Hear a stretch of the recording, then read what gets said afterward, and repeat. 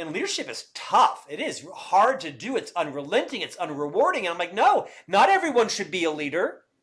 Stop saying that, people.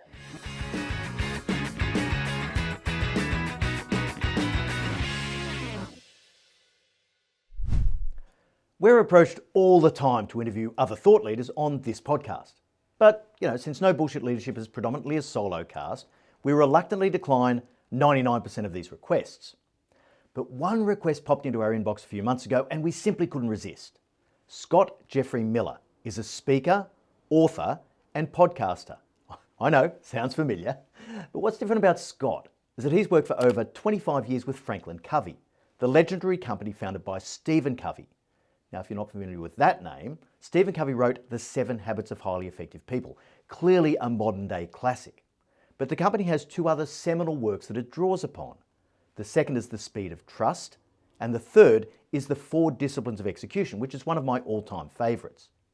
Now, Scott's worked with these original thought leaders for decades, and as host of Franklin Covey's On Leadership podcast, he's had access to some of the best known and highest profile leaders on the planet. In today's episode, I drill into Scott's deep learning, asking him what it's like to interview the biggest names in business, his experience of writing best-selling books, and what's in store for the future of leadership. So, let's get into it. Scott Miller, welcome to the No Bullshit Leadership Podcast. It's fantastic to have you with us, mate. Marty, thank you for the spotlight and the platform today. Yeah, no worries, mate. It's a pleasure.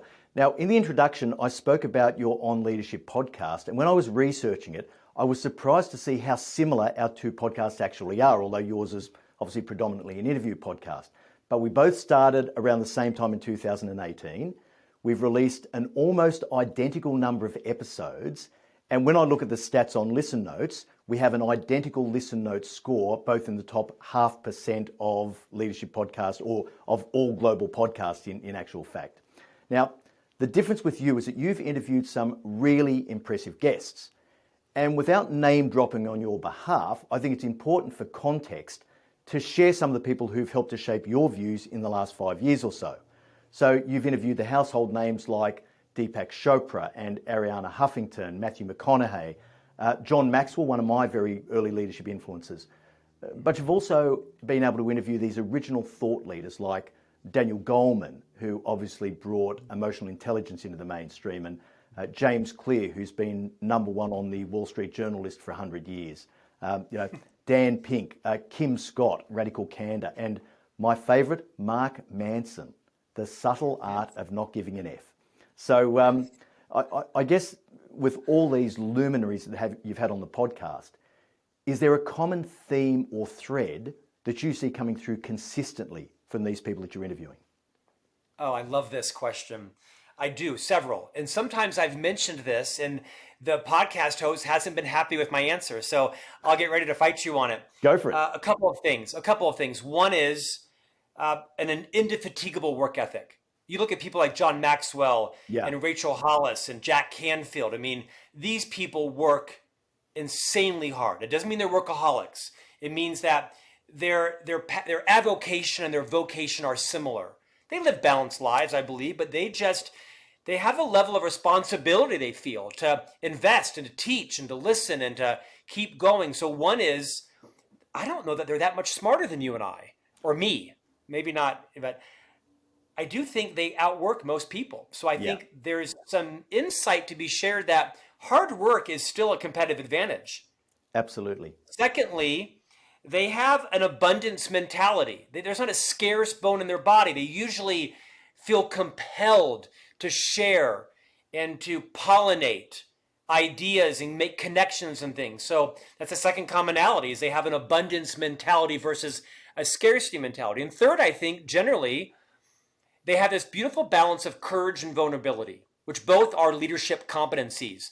They're very comfortable sharing which book flopped or which course didn't work or which keynote what imploded.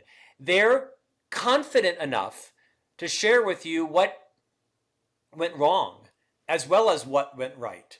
And that probably culminates in this similarity. There's no such thing as overnight success. Every one of these people had years of writing books you know nothing about, and their sixth book took off, right? Or they toiled in the leadership space for a decade before they really got traction. No such thing as overnight success. When there is, it's usually ill-gotten or fleeting. But what almost all of them have in common is you'd be shocked to see how long they worked before they became, quote, an overnight success. For sure. That's a really good insight. Thanks so much for that. And amongst all of those thought leaders, which was the most daunting interview that you ever had to prepare for, and why? Well, I don't know that there was a daunting one. I've spent my entire career with Stephen Covey and at the FranklinCovey company. So I've been around thought leaders and influencers and celebrities. I'm a talent agent. That's what my business is. I'm actually a literary speaking and talent agent here in the US. So I think Doris Kearns Goodwin was kind of daunting. She's this, Pulitzer Prize winning presidential scholar. It was more of an honor to be in her presence than perhaps it was daunting. Right. I've interviewed some people that have had some major tragedies in life. Elizabeth Smart, the kidnapping victim, and now the victim rights advocate. I interviewed a gentleman from Pakistan who survived a commercial airline crash. 98 people died and 2 survived, and he was one of them. Wow. So it's the people that, to use your term, the most daunting. It's usually not the celebrities or the business titans or best-selling authors. It's usually the people that have done something remarkable, usually having survived a tragedy or trauma, and have summoned the courage to talk about it and teach through it. That's the ones that I think to quote you, to find the most daunting. Right. Okay. That's so interesting. If there's one person that you'd love to interview but you haven't yet had the opportunity, who would that be and why? So there's a Hollywood producer named Brian Grazer. He's part of Ron Howard's Imagine Entertainment. I'm not a big movie watcher. I've probably watched 8 movies in my entire life. I've probably read 4,000 books. I'm a reader, not a watcher. And I'm not sure I've watched any movies, but he wrote a book called, I think it was called A Curious Mind, or that was the name of the movie. Anyway, he wrote a book about curiosity. And I'm sort of obsessed with the relevance between curiosity and professional growth and maturity and insatiable learning and leadership. And so I've been chasing Brian Grazer for like 3 years, and I'll message him personally. He's like, yeah, I'll come on. And then his agent will shut it down. I'll message him again like a year later. I'm happy to come on. And then his assistant will shut it down. So I'm telling you, Brian, I'm coming for you, brother. If Matthew McConaughey and Deepak Chopra and Brene Brown and Tony Robbins, if they'll come on, and Jay Shetty and everybody else, you're coming on my program, bro. I like that. Well, he's on notice now. There you go. So given that today is the release of your new book, The Ultimate Guide to Great Mentorship, yes, which we're going to get to a little bit later, I just want to drill a little bit into the writing process, because you've published a number of books, and writing books is difficult and time consuming, and the outcomes can be incredibly unpredictable. So according to BookScan, which is probably the most reliable source of publishing information, only 5% of traditionally published books sell more than 5,000 copies. And if you expand that to include self-published works as well, you're probably looking at less than 2% of all books published sell 5,000. And they say the average book sells about 200 copies. So it's a lot of work for not a lot of movement. Now that you've written several best-selling books and, of course, publishing the latest work today, what attracts you to writing? And why do you keep coming back for more?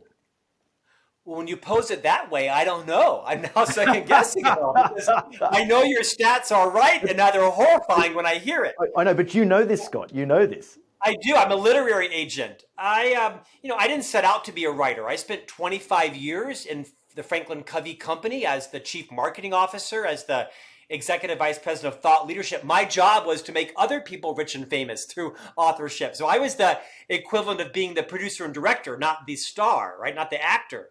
Yeah. But about 3 years ago, actually it was 4 years ago, almost 4 years ago this week, I wrote my first book, and it was called Management Mess to Leadership Success. It did quite well. It sold about 100,000 copies between all different retailers and wholesalers and things like that. It's done quite well. And the reason I wrote it was because I wanted to write a really raw leadership book. There's so many leadership books, that glorify leadership, talk about how easy it is and lovely and it's so noble. And leadership is tough. It is hard to do. It's unrelenting. It's unrewarding. And I'm like, no, not everyone should be a leader. Stop saying that, people. Not everyone should be an anesthesiologist, and not everyone should be a commercial airline pilot, and not everyone should be a leader, right? I mean, look at this masterpiece, right? I mean, this book is phenomenal. No bullshit leadership. It's tough. So I wanted to tell my story. Not all leaders look the same. They don't have button-down ties, and they don't say the right things all the time, and it's tough. It's tough.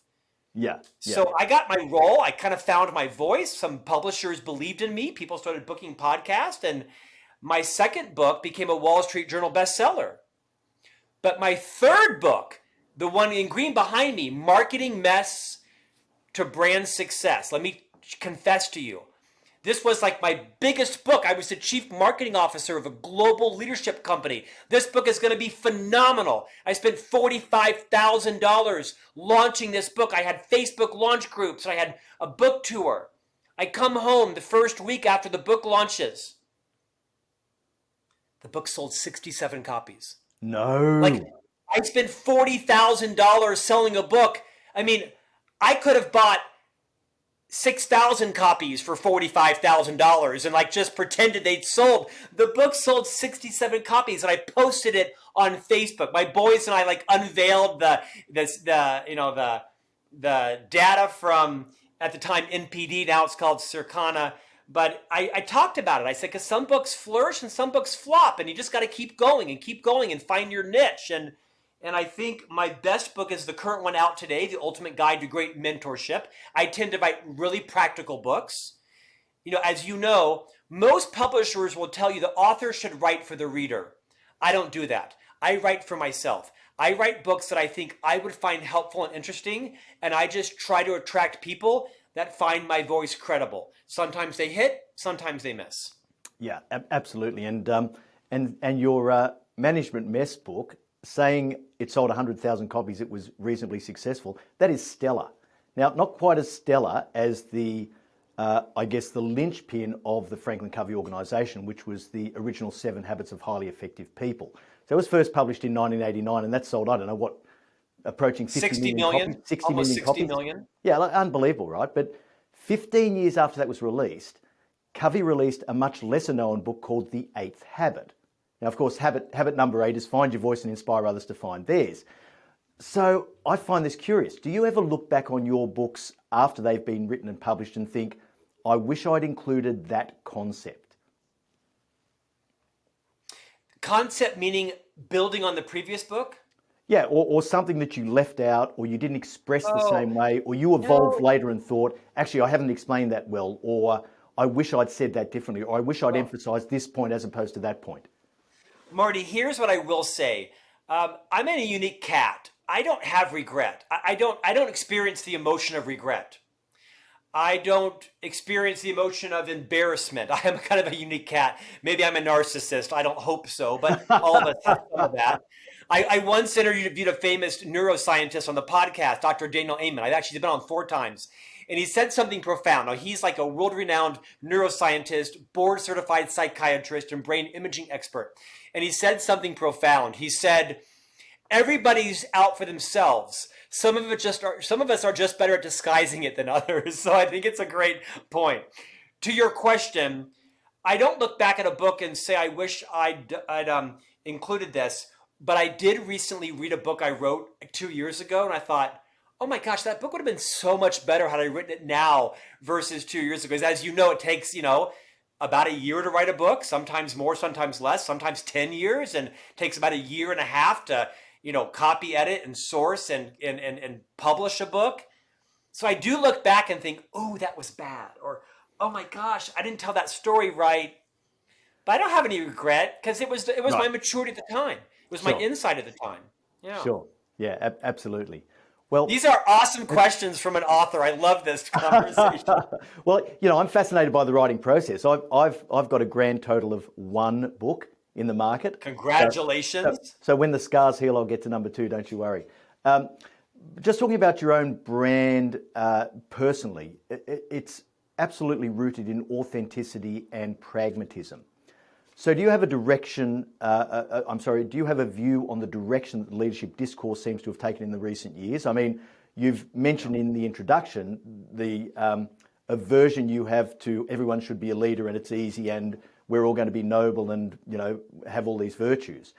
But this almost exclusive focus on desirable leadership attributes rather than the sound leadership principles that FranklinCovey espouses and, of course, seem to be very deeply personal to you. Do you have a view on that? Well, here's how I'd answer that, is I think leadership has changed fundamentally post-pandemic. What hasn't changed, right? Maybe that's a cliche. But I do believe 1 million people in America died during the pandemic. And, a multiple of that massively around the world. It was a lifetime sweeping change for everyone in their values. I don't know someone that's not different post-pandemic in terms of how they manage their time, how they value their family, how they tolerate a jerk boss, how they up and quit because they can't stand one more day. And you ask them, where are you going? They say, I don't know. You're like, no, really, where are you going? No, I don't know. No, you can tell me it's okay. I don't know. I might open an Etsy store. I might, tape something for Udemy. I don't know, but I don't want to work here anymore because my life is too short and too precious. So on the heels of that, which is not an epiphany, I think people have spent more time identifying their values and connecting to them and realizing that they don't want their life to be work. That's an Americanism, right? I mean, I'm headed to Saint-Tropez on Monday for vacation. Europeans kind of have it right. They don't live to work. They work to live. And I think I'm a capitalist. True. But as I've come out of the pandemic, I've realized this is my one precious life and I don't want to waste it. Here's how I'm connecting it to leadership. I think that leadership is exponentially harder post-pandemic, not because of the hybrid scenario, but yes, because of that. Not because of the war on talent, but yes, also because of that. Because people need individualized leadership now. It used to be, Marty, you and I are about the same age, I'm going to guess. It used to be back in the 80s and 90s, even 2000s, we had a default leadership style. And most of our team members had to sort of adapt to that. We had positional power, we had utility power, we had coercive power, and hopefully we had some principle-centered power. But it used to be that, if you were a strong, charismatic leader, everybody kind of had to cleave to your style, and hopefully it was an ethical style. But that's changed. Now I've got to make sure that as a leader, that I have a multitude of styles, that I communicate to Marty how he needs to be communicated to, with frequency, with checking in versus checking on, with the kind of reinforcing or redirecting feedback that works for Marty. And that is going to be different for Elise and different for Troy. And so I do think leadership is exponentially harder now. If you want to be the kind of leader that recruits and retains talent, you need to govern your values by principles, but your technique, your style, your delivery needs to match as many members as there are on your team.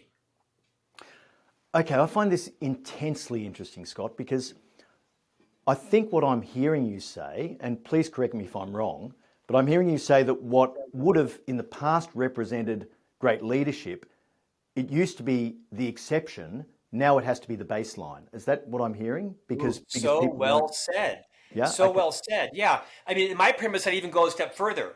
I think it's fair to say that the majority of leaders in organizations historically were promoted as individual producers, right? It was the star sales leader or star sales producer. She became the sales leader. The most efficient dental hygienist became the leader of the 9 hygienists. The most creative digital designer became the director of the design team. And we know there's no correlation in your ability to be the top salesperson and your ability to be an effective sales leader. No, arguably inversely correlated. And what happens historically, you know this, Marty, is that you promote the top salesperson to become the sales leader, and they often implode because they don't understand it's not about them. They're in competition with their team. They are an independent producer, and they want to be the star. And by the way, I think as an organization, you want your salespeople to be fiercely independent, be competitive. I want them to be the star. I want them to fight to get to Maui and get the 4-foot glass vase. I want 50 of those people. I don't want them super collaborative. I don't want them, mentoring everybody. Go out there and hit your nut and deliver it, and we will take you to Maui and your spouse or partner every year. I hope you earn more than I do. The challenge is we promoted a lot of those people and they implode because they don't take delight in the success of those around them. Totally, It doesn't mean they're a bad person. It means they're a competitive salesperson and their number one professional value is maximize their income or achieve fame or be competitive. That's fine. And so I think it's super important that organizations be really judicious about the kinds of people that you lead into leadership. It's not for everybody. Couldn't agree more. Couldn't agree more. But the natural path to progression and greater status and more money quite often has to go through that path. So it's a very difficult thing to do. But let me just come back to this concept of the need for greater individualization, individual treatment of people. It occurs to me that there's a very, very fine line and a very tricky balance between recognizing the individual differences in people and leading them the way they need to be led, and then pandering to them. And I think a lot of leaders who don't have the strength of courage and conviction in leadership and aren't willing to stretch their people could very easily fall into pandering to people individually as opposed to just leading them the most effective way they can as an individual. I appreciate what you say. It's hard for me to relate to, but I think what you say is fundamentally right. I can choose to lower my voice and show a little more patience and still hold you fiercely accountable for your revenue goal this quarter. Of course, yeah. I can choose to walk around and pace in my office in a brainstorm, and that might make some people anxious and others invigorated, but you still are going to get a high courage conversation from me on your blind spots tomorrow when I discuss the areas of strength and weakness. So I don't personally resonate with what you said, although I know it to be fundamentally true. I think that great leadership is communicating to someone in a way that resonates with them. For some people, it might be my loud, charismatic voice that is contagious and exciting and motivating. And like I said, for others, it might be a very different delivery style that resonates with them. I think one of the best books I ever read was by Julian Treasure. I think it was called Listen to the Listening, or he's a famous British listening expert. And that's something that's been weighing on me, is that I can't have one style for everyone. I've got to make sure that I calibrate the way I speak and lead so that it resonates with people of different generations, of different backgrounds, of different technical competencies, of different goals. Same principles, right? Sure. Listen more than you speak. Speak very clearly. Offer apologies. Hold people accountable. Be a model of the company values. But, you can treat people differently and still treat people equitably. You can treat people differently and still treat people fairly. I guess in many ways I'm saying you may have to be a little bit of a chameleon on the surface to resonate with a different group of people, while your values and the leadership principles you're following are universal. Yeah, and that makes so much sense, and that's my experience too. I think the thing is the ability to wield the leadership tools judiciously. When you talk about adapting to people's styles and being able to get through to them the way you need to, but by the same token, not letting go of your need to be courageously direct at certain times. And I think a lot of leaders can fall into the trap of pandering to people because they don't keep hold of that courageous connection they need to stretch their people and to do the best by them. So I think we're in violent agreement. Yeah, beautifully said. I think it was Brene Brown that said, clear is kind. One of our co-founders at Dr. Covey, Blaine Lee, said something that it's the wisest thing I've ever heard, Marty. He said, nearly all, if not all conflict in life comes from mismatched or unfulfilled expectations. So I'd argue that, one of the most important contributions that leaders make is minimizing confusion, setting clear expectations, holding people uber accountable, and showing niceties and kindnesses and respect along the way. But you can be clear and still be kind. Oh, You can be firm and still be absolutely. respectful. It's an art. Absolutely. And in Right? fact, It's not natural for everyone. It's not natural for me. yeah, I have to think about it and revisit it and offer an apology quite frequently and say, that's not what I meant. My intent was this. yes, It's why I open most high courage conversations with, hey, Marty, I need to have a high courage discussion with you. My intent is not to minimize you or to mollycoddle you or to embarrass you. And I need to have a courageous conversation about your performance in this project because it's not acceptable and needs to change or it can't continue. Those can exist in concert, right? A high level of courage with a high level of diplomacy. I think too often we err on either too courageous or too diplomatic, and neither of those tends to serve leaders well. That's beautifully said, Scott. And I think that's the art and the subtlety of being a great leader is that thing that you just said. So I think that's... So let's end the interview. No, I'm only That's kidding. just from Stephen Covey. So credit given where credit is due. There was a bit of a mic drop moment there. So let me get back to this work ethic piece, right? Because you mentioned that those stellar guests on your On Leadership with Scott J. Miller podcast have that in common.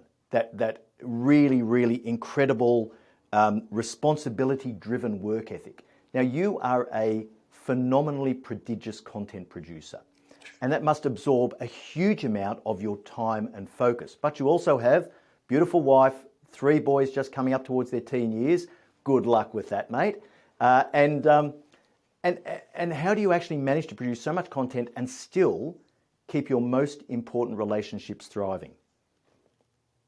Well, I think your premise may be flawed. You're assuming I do. You're assuming I do. Here's how I would answer that. I'm a very early riser by choice, not by desire.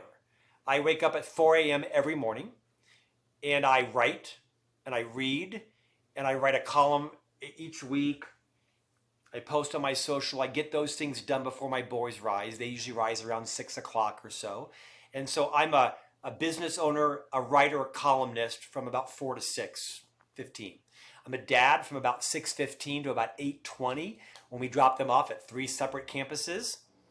I then am a podcast host like you and an author and an entrepreneur and a talent agent and all that kind of stuff from about 8:20 to about 3:20, hard driving. I take lunch every day for an hour. It might be a business lunch or it might be just me reading the Wall Street Journal, but I take lunch every day. I usually schedule a meeting over breakfast because I like to eat. I'm kind of 3 squares a day. We pick up our boys. I usually am a dad between around 4:30 and 6:30 again, basketball practice, tennis practice, things like that. Boys do homework, boys go to bed. I then work for about an hour in the evening, and then I'm in bed at 9:30, lights out, asleep every night, 9:30, no exceptions, always in bed. So I've learned what is my circadian cycle. I know when my peak, my trough, and my recovery is, and I align my most important tasks around that. My peak is 4 a.m. to about 9:30. If you want my genius, my creativity, get on my schedule from 4 a.m. until 9:30. I tend to go into a trough around 11 a.m. to about 2. I have a bit of a burst again between 2 and 5, and then I am downhill starting around 5:30 at night. I don't want conflict. I don't watch any dramas on television. I don't watch terrorist attacks or news, or I can't handle it. I've been fighting battles all day long, solving problems. My wife knows. I watch like cartoons at night because I want no dialogue, no conflict. Right. Nice. I know my limitations, and I exploit them insanely well. I don't have balance during the day. I tend to have seasons of balance. I mentioned I'm going to Central Pay on Monday for 10 days. I will not be working. Will I check my email? Of course, it's on my phone. I got 4 emails. Will I be on social media? Yes, because I can't compartmentalize that. But I'll be not working intently for 10 days. We'll be having fun, and then I'll get back, and I have 9 keynotes in a row. So I treat life balance as seasons. Sometimes you're out of balance, sometimes you're in balance. I don't try to balance my days. I tend to try to balance the seasons of my life. I work super hard and I play hard. Jillian Michaels, the famous author and wellness coach in the US, said something. She said, you can have everything, you just can't have it at the same time. Yeah. And I try to live my life around that as much as possible.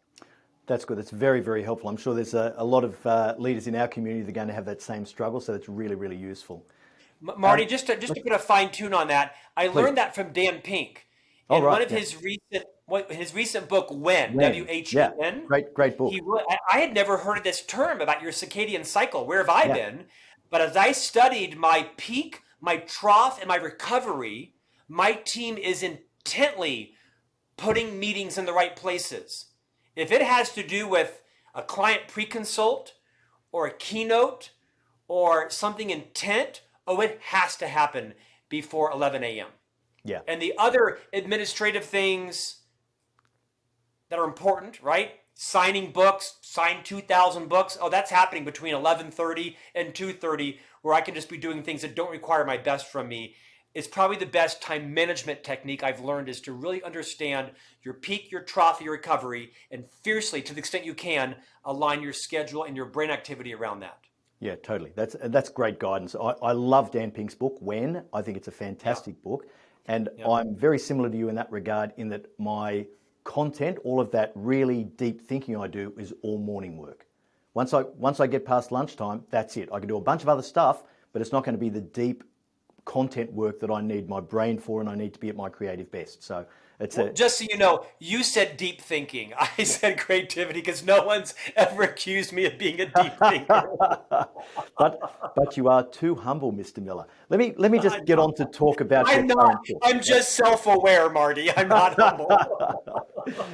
Let me talk about your current book, which is being released today, The Ultimate Guide to Great Mentorship. Now, as I said, it's a great read. It's really practical. It exposes the 13 different roles that mentors play, and it shows how to incorporate these effectively into a mentor-mentee relationship. Now, I've got a bunch of questions about this, right? And I'm interested to hear your views on it. I know leaders in our community are going to be keen to hear this too. For context, why did you write this book, and who is it for? Now, I know you said before that you write for yourself, but you obviously are a very smart businessman and you've seen a need in the market. So who's this designed for?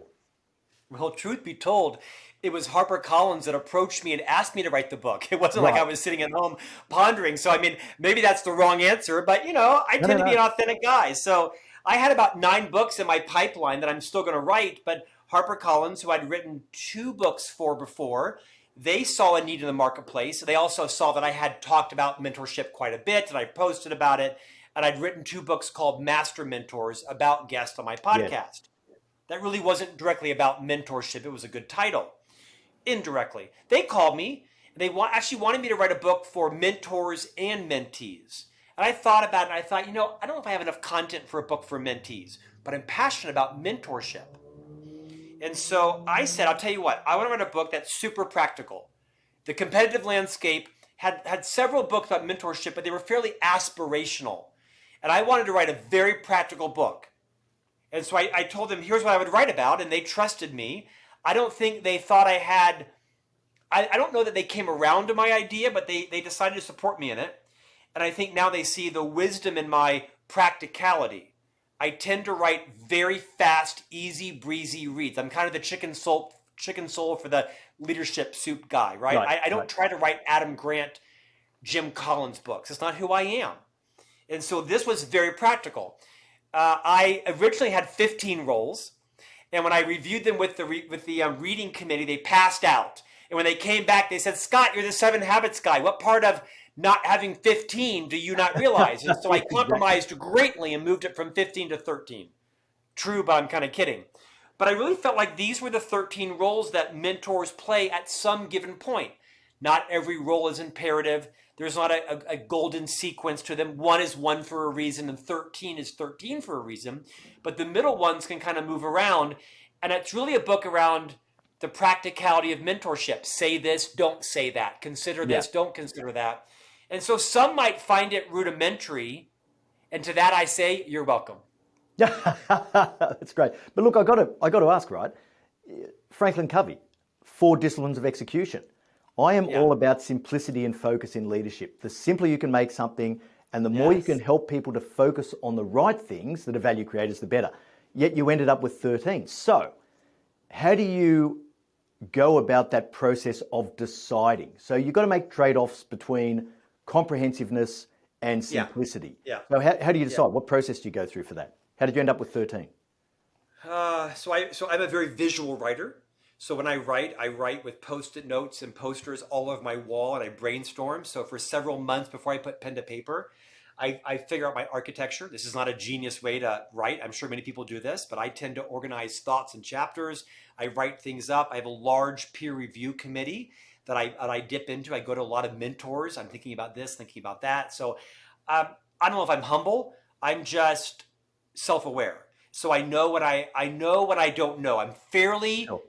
consciously incompetent. I'm willing to get people's feedback a lot. So I collapsed a couple of them, but I'm also maybe a little bit insolent. And I thought, no. I actually want to write about these 13 roles. These are going to be short chapters. It's not like it's, war and peace. And so I tried to keep it very easy and practical and also give permission to the reader. Hey, you're not going to agree with all these roles. You're going to see some similarities. You're going to see some crossover. Get over it.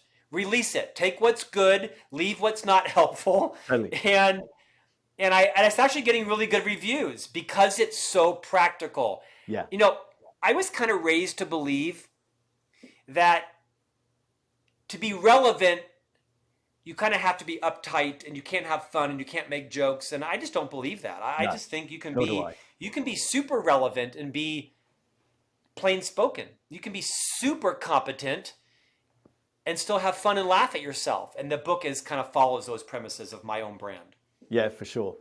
I was interested though, you made the observation yourself. I think was it role 10 and 11, you said they could have well been collapsed into one. I think it was there was one where you said I could have made these one, but I decided to make Marty, you're selling me out, bro. But it did all make sense, Scott. That's the main thing. So let me just move the conversation slightly along, because I think that a lot of people, in my experience, don't necessarily understand the difference between mentoring and coaching. I don't think the concepts are generally well understood. Yeah. So as I was reading your book, I thought, well, actually, that's a real coaching capability and competence as well. In your experience, what's the main difference between the two, and where are the overlaps, if anywhere? Well, again, this is my opinion, and it may or may not be popular, but I'm the guest, so I'm going to share it. There's a lot of overlap between mentoring and coaching. Typically speaking, here I think are the differences. Coaching is often a business. Now, yes, leaders are coaching in business, but the coaches that I know have made a business out of this. Great for them. They have studied, they are certified, they're credentialized, they've been to probably an academic sponsored program. There's a pedagogy, an architecture, a philosophy. They take it very seriously. Their guest is paying for their time in most instances. Yes, there's the role of leader coach and player coach, and that's a different terminology, I think. A mentor is someone that's usually volunteered or voluntold. They've been asked, will you be a mentor in our organization? And so it's usually philanthropic in nature. It's usually kind of ad hoc. So I think the big difference is coaching tends to be a more rigorous certified process, and mentorship is usually, okay, yeah, I'll be a mentor, but then they get there, they're not quite sure how to mentor. Yeah. And so in some ways, this was sort of like my certification process for mentors. In fact, I have a certification offering on my website, greatmentorship.com. But I also think an important point is to clarify, I also think a mentor should not be misconstrued as being your champion or your ally or your sponsor or your supporter. Do not confuse your mentor with those things. They're not your ally. They're not your sponsor. They're not your champion in the beginning. Now, if you are a great mentee and you show up on time, you ask smart questions, you take notes, you make and keep commitments, you are voraciously grateful for your mentor's time, maybe your mentee will agree to become your ally or your sponsor or your champion. That's why it's so important to set boundaries as a mentor. There's a lot of similarities in coaching. One of the differences is I don't think that employees should expect their leader to be their mentor. I think that's putting your leader in an uncomfortable position. Yes, we have leaders who mentored us, but I believe rarely, if ever, should your leader also be your mentor. I was just about to ask that question, mate. It's next on my chalkboard because I was going to ask you if it's even possible for your boss to also be your mentor. And Sure. my view would be sort of, because let's Right. face I it. agree with you. I Yeah. think it's possible.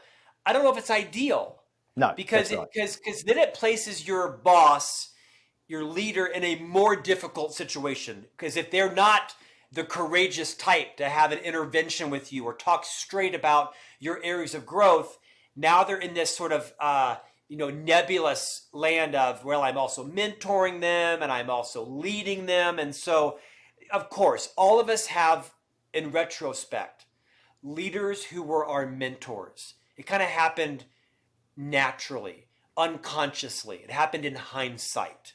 We didn't formalize it. But if Marty's my boss, I do not think it is responsible most times to say, hey, Marty, would you mentor me on this? I think the question is, Marty, you already are leading me on this. I argue, don't place your leader in the uncomfortable situation of asking them to mentor you. I would say maybe use the word coach. Yes, there are some nuances. They're fine. Go find someone else in the organization or in your network to mentor you. Don't put that burden on your boss. Yeah, great advice. Great advice. I just want to ask you a couple of things around your leadership philosophy and ethos. How would you describe the way you view leadership to the extent you haven't already been able to work it in? Because I guess, you've worked with so many leaders over the years. You've seen so much in so many different types and styles of leaders. And of course, across the decades, as you've said, leadership has changed remarkably in the last several years. So how would you describe your leadership philosophy and ethos now? Well, you're asking for my leadership ethos. I told you I'm not a deep thinker. I told you I'm self-aware. But here you go again. You would think I would have one because I've spent 30 years in the business. Here are some things that I would say.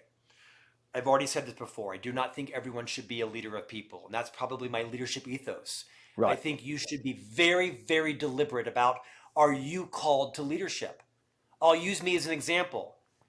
I am a charismatic, strong-willed, execution-oriented leader of people.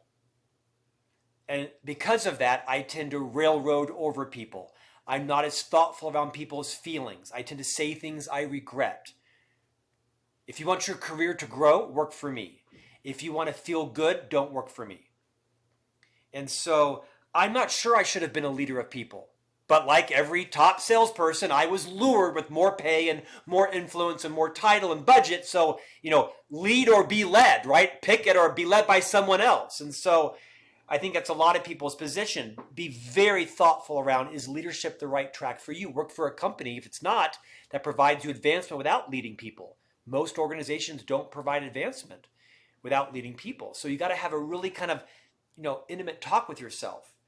The reason I answer it this way is because leadership is a massive responsibility, because you have to be the model of everything you want to see in your people. If you want your team to be punctual, you got to be on time everywhere. If you want them to stay on topic, you got to stay on topic. If you want them to stop gossiping, you got to stop gossiping. If you want to have them hit their numbers, you got to hit your numbers. If you want them to be self-aware, you got to be self-aware. If you want them to offer apology, you get it, right? You have to be a model of everything you want to see in your people, and it's relentless and it's tireless. And you're going to fall down and you're going to make mistakes, and you're going to have to acknowledge it and teach through it and be comfortable saying, I screwed up. Everyone come around. I was rude to Tom. Tom, I owe you an apology. I feel horrible. I'm embarrassed. This is taking a lot of courage to say this. I was wrong. You were right. Please forgive me. I won't do it again. You have to give feedback and accept feedback. You have to do so many things. So my leadership ethos is buyer beware. I mean, make sure that you are entering into this role eyes wide open. Here's what I would say. If Marty is my leader and he's encouraging me to become a leader, or Marty is the chief human resource officer, and Marty comes to me and says, Scott, we have a leadership opening. We want you to be the next leader. Here's what you should be asking. I want to know the job intimately. I want to shadow. I want to really understand, is this the right role for me? Tell me which of my current strengths will suit me well in that job, and which of my current strengths will I have to cease doing overnight. Like literally, what got Yeah, me here will not keep me there. absolutely. So I need you to tell me what things will I need to stop doing that I have learned are my key talents.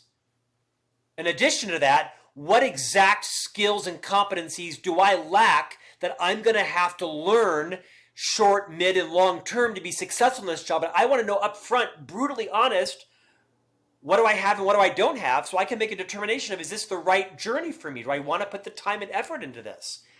Because most people won't tell you this. So because they need to fill the position. Yeah, So totally. they also want you to thrive in it. They want you to last in it. But you've got to kind of guard yourself. You've got to protect yourself against the appeal of being in charge and being the leader. Because at the end of the day, the leader is in charge. Now, yes, you have to achieve results with and through other people. That's what leaders do. Leaders achieve results with and through other people. But to answer your question really precisely, leaders are in the relationship business. That is your core competency. Can you develop mutually trustworthy relationships? Are you easy to approach? Can you accept bad news? Can you mentor? Can you coach?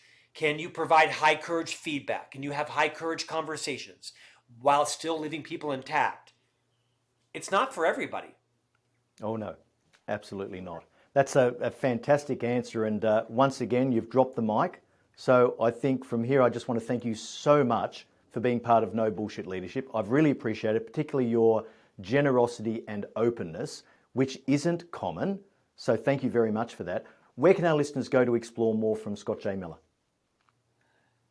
Well, to your podcast, because it's one of the best out there. So Thanks, continue to listen to Marty's podcast. And if you haven't, read the book. I mean, can I say this? Yeah, of course I can say it. No Bullshit Leadership. I mean, read this book. It's like a manual, right? A manual. In fact, I'm not mistaken, you're coming on to the On Leadership podcast in the not so distant future. Looking forward to that. To answer your question, the book has a dedicated website, greatmentorship.com. You can visit scottjeffreymiller.com. My books are sold on all major outlets. You can find me on every social media platform, Instagram, TikTok, YouTube, LinkedIn, Facebook. My wife says I'm hard not to find, and that wasn't a compliment from her. So, Scott, thank you so much, mate. What a great conversation. Thank you very, very, very much for joining us, and I'm looking forward to seeing you on yours. Thank you so much, Marty. Great interview. Cheers, mate. Thank you.